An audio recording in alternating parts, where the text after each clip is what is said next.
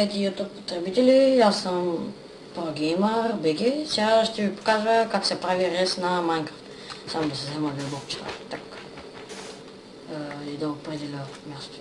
В някои сервери се плаща реса, а в други не. И например, това е.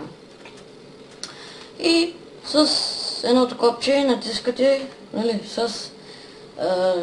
тук се прави в сервера с мотика, има някои с меч, други с братичка. Удряте върху блокчето с левия бутон. А с десния бутон на другото копче. После правите, дигате нали нагоре главата, ако ще правите нагоре рез, select, expand, например 5, айде. Да е толкова ми реса нагоре, нали, колко купчета ще е нагоре реса. И това.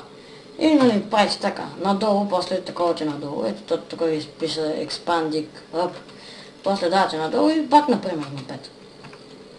После пишете, чакайте малко, после пишете reselect vert, нали, да ви са такова реса, да ви са отгоре до долу да се защити и в целия обем, нали, и то ви изписва и после пишете reselect, после пишете не това, ами create, например, някакво име, да кажем, аз ще напиша тук пос. И ето, и ресът е готов. И това е.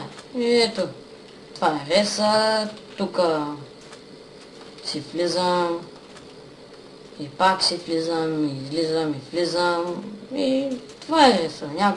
В някои сервери се прави с дървена брадичка, в други с мотика, други с меч и така нататък. Други с златна лопата. И това беше от мен.